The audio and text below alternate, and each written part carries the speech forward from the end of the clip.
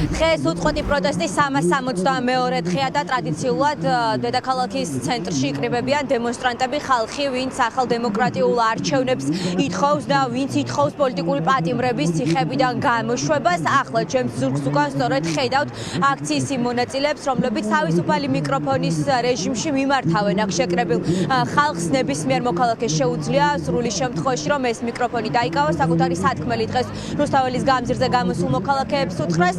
ხალხი ტრადიციულად გამოსული არის საქართველოს ევროკავშირის დროშებით და სხვათა შორის სულ რამდენიმე წუთის წინ შეიძლება ითქვას სასამართლოდან ჯარიმით გამოშვებული ცოტნე მირცხულავა აქტივისტიც აქ არის, რომელიც დააკავეს დაუმორჩილებლობის გამო და რომელსაც თითქმის 48 საათი გაატარა იზოლატორში. ყველა ის ადამიანი, ვინც ისევ ტრადიციულად ქუჩაში დგას, ამბობს ერთ რამეს, რომ ახლა შეშინების და აშინების დრო არ არის და მიუხედავად იმ რეპრესიებისა, რომელსაც ყოველდღიურად უწყობენ ამ ადამიანებს, მაინც ყოველ ღამე უნდა გამოვიდნენ დედაქალაქის ცენტრში. ჯერჯერობით უცნობია დღევანდელი საღამო დასრულდება თუ არა მსვლელობით და მარშით, იმიტომ რომ ასეთ გადაწყვეტილებას ექსპრონტად იღებენ ხოლმე როგორც წესი აქციის მონაწილეები, თუმცა ჯერჯერობით რუსთაველის გამზირზე მოქალაქეები იკრიბებიან და პოლიციის თანამშრომლებმა სულ ცოტა ხნის წინ უკვე გადმოკვეთეს გზა და ჩადგნენ ტრადიციულად ისე ტერიტორიაზე, რომ აქციის მონაწილეებს გზის გადაკეტვის საშუალება არ მისცენ.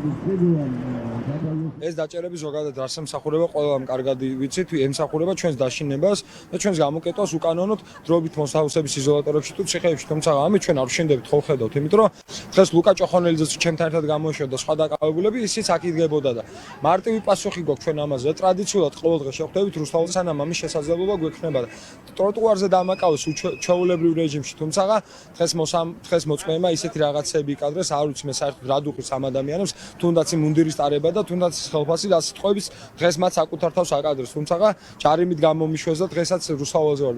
სადამდე საჭირო იქნება, იქამდე ვიდგებით ჩვენ აქ ჩვენ თანამებრძოლების და ჩვენი მეგობრებისთვის. ეს რეპრესიები ხორციელდება მხოლოდ იმიტომ, რომ შეგვაშინონ 28 ნოემბერს რო დაიწყეს, უფრო და უფრო ამძაფრებენ რეპრესიებს, უფრო და უფრო შემზღუდველ კანონებს იღებენ და ასე შემდეგ, თუმცა მე მგონი პასუხი ნათელია, რომ არ გვეშინია და ჩვენი გამარჯვებაც ზუსტად რომ დაწყებულია, იმიტომ რომ გამარჯვება იწყება მაშინ, როცა აღარ გვეშინია. რეალურად დასაკარგი უფრო მეტი გვაქვს, ვიდრე ამათი რეპრესიები დაგვაკარგინებს და ალბათ ესეც იწვევს იმას, რომ არ გვეშინია. ყველა პოლიტპატიმრისთვის მაგათვის გამოვდივარ ნომერ პირველი. ეგ ხალხი ჩემ ერთი აგური მაქვს დამოუკიდებელი საქართველოს მოსაპოვებლად ჩემი წილი დადებული ახალგაზრდობაში და შემდგომაც და ჩემთვის დამოუკიდებელ საქართველოს ვინც იბრძვის და იცავს, ყველა პოლიტპატიმარი, ყველა ჟურნალისტი და ყველა აქ მონაწილე აქციის მიყვარს თავდავიწყები და გათანაბრებული მაქვს დამოუკიდებელ საქართველოსთან და ვიძახი, რომ გისოსებში თავისუფალი საქართველო არის გამოწყდეული. ბუნებრივია დღეს რუსთაველზე არიან ის ადამიანებიც, რომლებმაც შიმშილობა გამოაცხადეს, თითქმის ერთი თვე შესრულდა უკვე, რაც 8 ადამიანი აქ რუსთაველზე პარლამენტის წინ შიმშილობს, მათი ნაწილი ცოტა მოგვიანებით შეუერთდა ამ პროტესტის უკიდურეს ფორმას, მათი ჯანმრთელობის მდგომარეობა ბუნებრივია, რომ მძიმდება და საყურადღებოა, თუმცა სასწრაფო დახმარების ბრიგადა მათთან ჩნდება მხოლოდ მაშინ, როდესაც 112-ში ისინი თავად რეკავენ. რაც შეეხება იმ პროტესტს, რომელიც რუსთაველის გამზირზე მიმდინარეობს, ჩემს ზურგს უკან ხედავთ აქციის მონაწილეებს, რომლებიც ჯერჯერობით აქ არიან.